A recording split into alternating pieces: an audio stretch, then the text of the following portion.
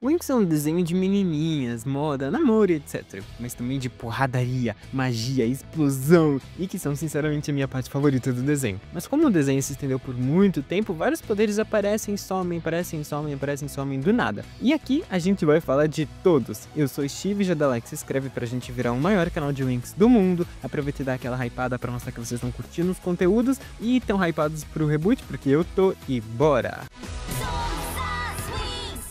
Cada fada de Winx é um tipo específico de fada. Isso é mostrado no livro I Wanna Be a Fairy, que tem na internet em inglês inclusive, tá? Dá pra comprar e ler no Kindle. Lá eles explicam isso. Então a gente tem fadas do som, da água, luz e etc. Então, bora começar com a primeira fada que seria a mais poderosa, né? A Bloom.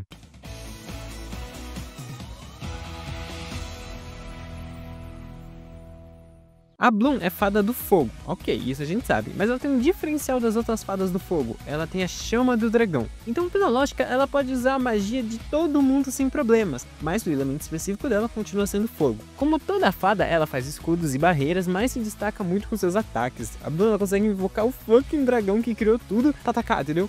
Pra fazer mais sentido pra vocês, eu vou resumir o que é o dragão. O grande dragão criou tudo e depois foi descansar, porque ninguém é de ferro, em Domino, o planeta da Bloom. Eu sei, eu resumi de um jeito meio ruim, mas ele é basicamente Deus em Winx, o ser mais poderoso que criou literalmente toda a magia através da sua chama do dragão. E pelo que fala na 8ª temporada, essa chama dele criou o Sparks, que aí do Sparks veio a fonte de toda a magia. Mas acaba vindo tudo do dragão de qualquer jeito, né? Então, ele que é o mais poderoso. Tá, a única coisa que a gente sabe que bate de frente com a chama do dragão são as estrelas d'água, que são o oposto perfeito da chama. E é algo tão perigoso que essas duas coisas não podem ficar juntas no mesmo lugar. Tanto que as estrelas ficam guardadas em outra dimensão. Além das estrelas, que elas seriam neutras, existe a besta das profundezas, que é a Ice de ser o único ser na dimensão mágica mais forte que é chamado dragão. Mas assim, ele aparece só em um episódio, ninguém explica nada e a Daphne depois manda ele embora e aí ele vaza.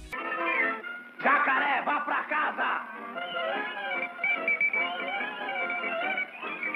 Não tem nem lógica, tipo, é um bicho que só aparece e pronto, tá ali.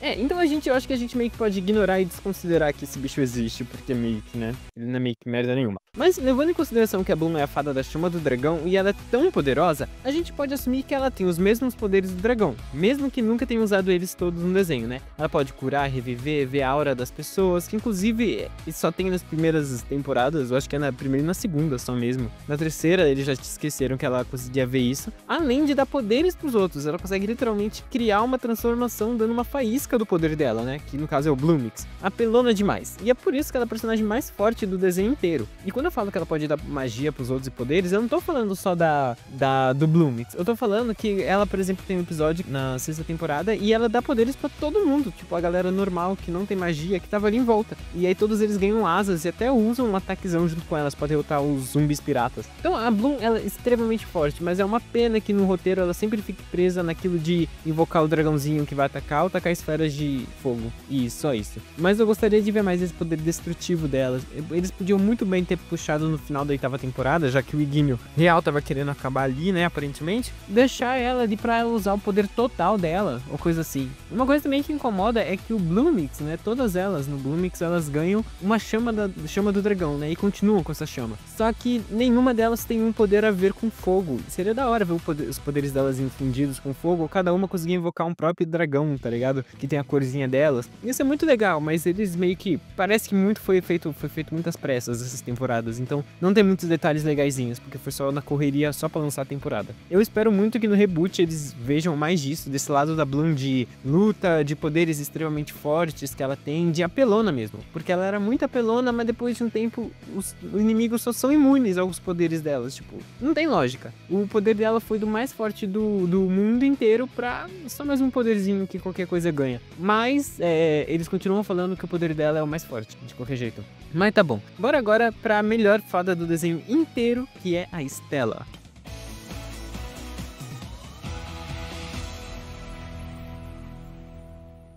Agora, partindo pra melhor fada, né, igual eu falei, a Estela ela não é fada do Sol reluzente. É sim do Sol reluzente, a Lua e as estrelas. Os poderes da Estela são baseados no Sol, na Lua e estrelas, né? Durante as primeiras temporadas, a gente consegue ver várias vezes que ela tem feitiços, tanto de luz, Sol, ou então tipo de Lua, sabe? Tipo, raio lunar, ela tem outro que é magnetismo lunar, ao mesmo tempo que ela tem bolas de luz e de energia, né? Ela consegue criar luz e ela se recarrega com a luz do Sol. E isso é muito, muito legal. É uma referência, inclusive, ao Superman. Mas eu tenho uma teoria de por que ela usa e a aparência dela é mais baseada em luz do que em lua ou coisa assim. Porque ela vive com Hades, o pai dela. E ele provavelmente ensinou tudo pra ela que teve sobre o Sol e não sobre a Lua, já que os pais dela são separados, né? A rainha é a Luna, que é a mãe dela, e o Hades é o pai, né? Que é o rei.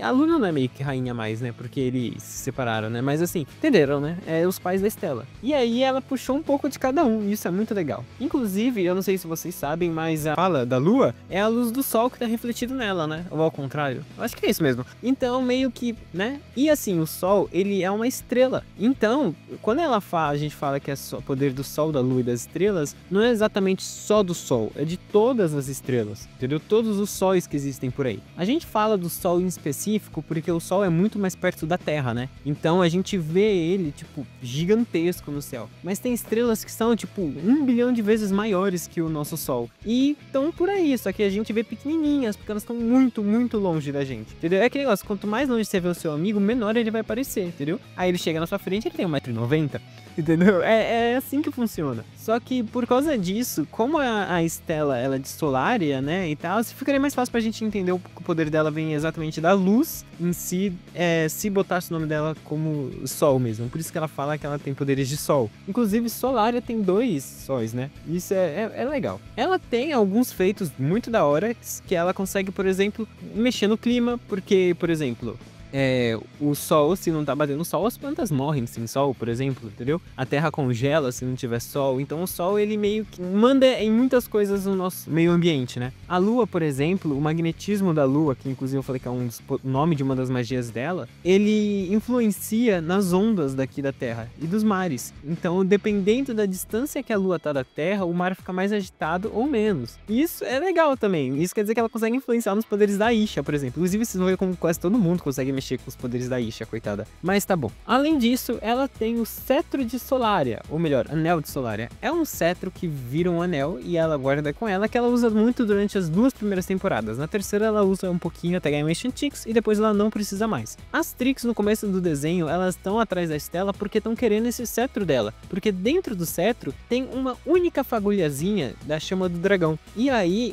elas querem isso, porque o cetro é extremamente poderoso. Só que depois a Estela nem precisa mais desse cetro e ela não usa mais. A última vez, inclusive, de curiosidade pra vocês, que a gente vê o cetro é lá na 7ª temporada. A Shiny, que é o animal encantado da Estela, ela pega esse anel de solar e engole. Então meio que a gente nunca mais vai ver ele mesmo. Mas vai ver de novo, na verdade, porque vai ser o reboot agora, né? Mas tá bom. E falando, inclusive, do reboot, ela tem agora poderes de lua de novo, né? Em todos os lugares eles falam que era a fada da lua também. E na transformação dela a gente vê bem grandão a lua atrás dela e tal. Eles lembraram disso, mesmo o foco dela ainda sendo o sol e a luz, né? Mas assim, por que ela quase não tem coisa de lua, né? Menos o Onirix. O Onirix dela é lindo e é lua total. Por algum motivo, quando a era da Nickelodeon chegou e eles deram títulos pras fadas, eles removeram a parte da lua da Estela. Mas ela continua tendo poderes lunares, tá? Principalmente baseados em reflexos, porque, como eu disse, a luz do sol e da lua é a mesma, só reflete, né? Durante a 6ª temporada, ela ganha o Blue Mix, né? E aí ela ganha uma fagulha da chama do dragão. Então ela também é imbatível agora. Se tudo isso não fosse suficiente, provavelmente a magia de Solária veio diretamente do Cosmix, que é uma transformação que, de acordo com o ranking oficial, é uma das mais poderosas do desenho. Ou, pode ser ao contrário também, o Cosmix veio da magia de Solária, porque a rainha Dorana dá esse poder pra elas, e o reino dela, o Lumena, fica em um sol de Solária. Então meio que, né, a gente não sabe se é um dos 3 sóis que tem Solária, porém é um deles. É um sol que tá em Solária. Pode ser um que esteja perto ou em volta, né? Mas tá bom. Um bom jeito de resumir os poderes da Estela é poderes de luz, capazes de produzir calor igual ela faz na 3ª temporada, ou até transformar o planeta inteiro em dia iluminando ele. Ela também consegue controlar o clima, igual eu falei, e ela também consegue criar fogo com o calor das esferas luminosas dela, porque a luz, ela gera calor, por isso que o Sol é uma bola de fogo gigante e brilha, porque, né, é uma bola de fogo gigante, então faz luz, né? O interessante é que aparentemente a Bloom não consegue manipular a luz, já a Stella consegue manipular a luz e criar calor com isso, então quem sabe ela não consegue manipular o fogo usando a luz que ele produz. Não sei, teorias e teorias e teorias, né? Inclusive, nesse livro que eu falei que fala das classificações das fadas, fala que a maioria das fadas são fadas da luz, mas o que difere a Stella das outras fadas baseadas em luz é que a fonte de poder dela que é muito maior. Inclusive, lá eles falam que a Jaspera desse tipo de fada, tipo fada de luz, e é meio esquisito porque ela é fada das pedras preciosas, mas depois eu faço um vídeo sobre os tipos de fadas se vocês quiserem. Porque, por enquanto, a gente vai pra Flora, a fada da maconha.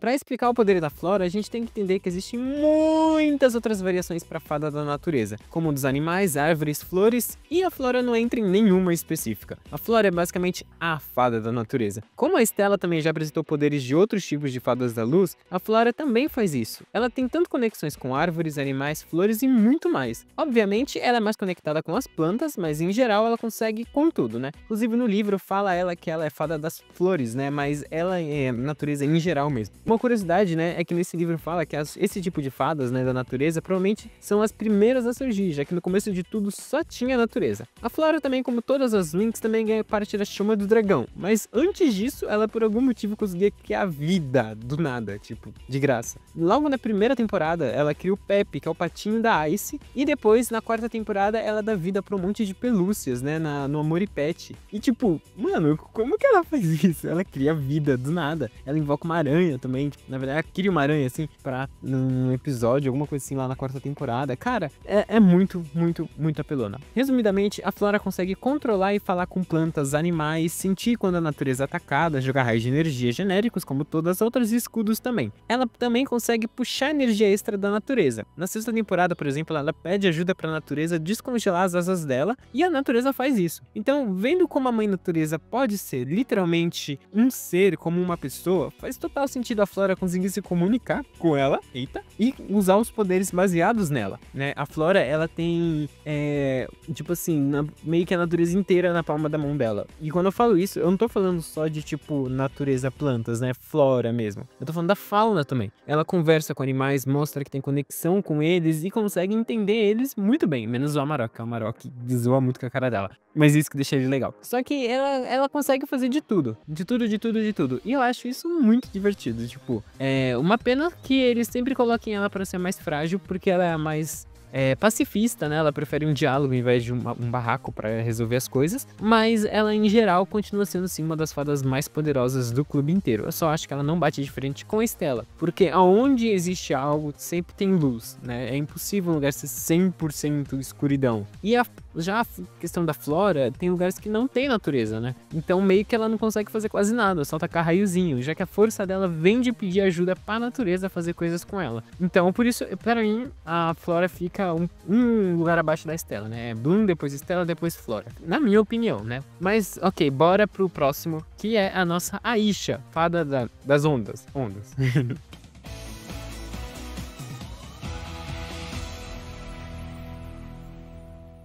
Agora sim, uma personagem que precisa de explicação, porque eu vejo muita gente confusa com ela, é a Aisha. E é uma fada que a galera não entende porque ela usa um chiclete meio rosa, meio slime. Mas isso se chama Morphix. O Morphix, ele é um líquido que é como se fosse, tipo assim, falam que tem água, gelo, tipo, sólido, gasoso, coisa assim, né? Os tipos da matéria. E falam que tem um a mais, que é o plasma, que é meio, né, viscoso, meio também líquido. E no universo de Winx, você tem, além do plasma, o Morphix. Eu já vi gente falando que o Morphix e plasma são a mesma coisa, mas eu acho que não são, e depois eu vou explicar o porquê. Mas ela usa basicamente os dois juntos, né?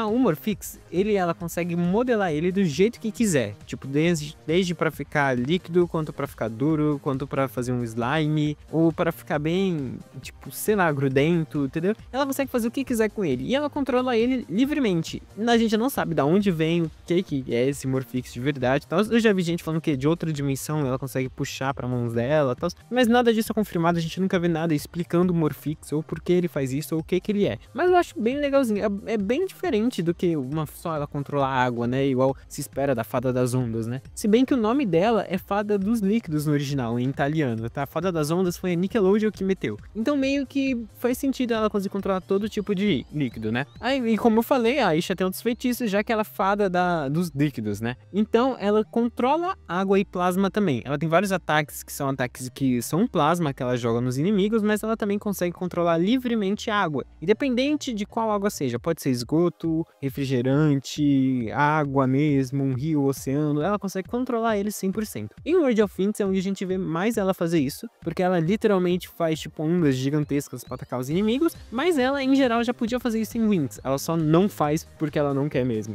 né? E também porque eu acho que ia ficar meio difícil de animar, ia ficar meio caro, né? Além disso tudo, ela não é um poder, mas ela é muito boa em combate físico e lutas. Ela tá sempre lutando, saindo na mão com os vilões sem medo. E tá certíssima. Inclusive, ela controla as marés, consegue controlar todo o líquido, eu falei, consegue fazer chover, assim vai. É uma fada completa. Além de ser a Winx que se sai melhor em combates e magia embaixo d'água. Obviamente, porque ela, né, é fada disto e Andros é um planeta que é, na sua maior parte, aquático. Então, meio que ela tá em casa, né? Literalmente. Mas ela é uma das fadas que mais acaba tendo os poderes meio que roubados pelas outras fadas. Já que a Flora meio que também conseguiria usar um pouquinho de magia a ver com água, já que ela meio que... Como é que eu posso falar? Ela faz parte da natureza, a água, né? Tudo é parte da natureza, pra parar pra pensar, né? Tudo já foi uma vez algo a partir da natureza. Nada vem de algo que não seja da natureza, né? Tipo, até quando você vai no banheiro e faz número 2, aquilo já foi alguma coisa que você comeu. E pra fazer isso que você comeu, tem que ter alguma matéria-prima que foi da natureza. Vocês estão entendendo, né, gente? Então meio que tudo é natureza. Mas a outra fada que também consegue mexer com os poderes da Aisha é a Musa.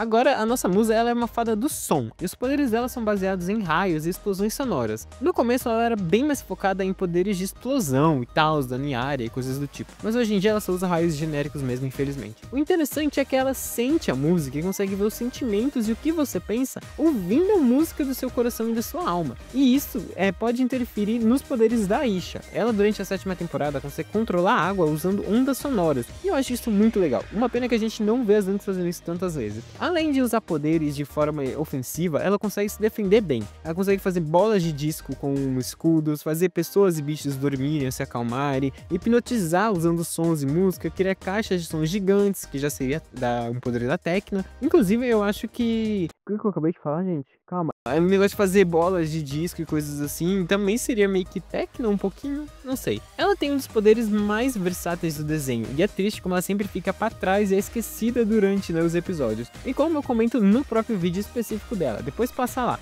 Mas continuando aqui, já que a gente comentou da nossa querida Tecna, por que a gente já não vai pra ela? Porque a Musa, eu consegui resumir bem os poderes dela, né, o que ela faz. Mas de qualquer jeito ela consegue também puxar a energia e a magia também dos instrumentos musicais e qualquer coisa que crie algo harmonioso, né? Ou nem harmonioso, algo que seja considerado música ou algum som bom, né? Lá nesse livro, fala que elas conseguem tirar magia de qualquer som, né? Então, por exemplo, tirar a magia de uma risada. Então, meio que a musa também pode ser que consiga fazer isso, mas que ela seja focada em música em específico. Tá, agora sim a gente vai pra Tecna, porque eu quase esqueci de falar essa última parte da musa.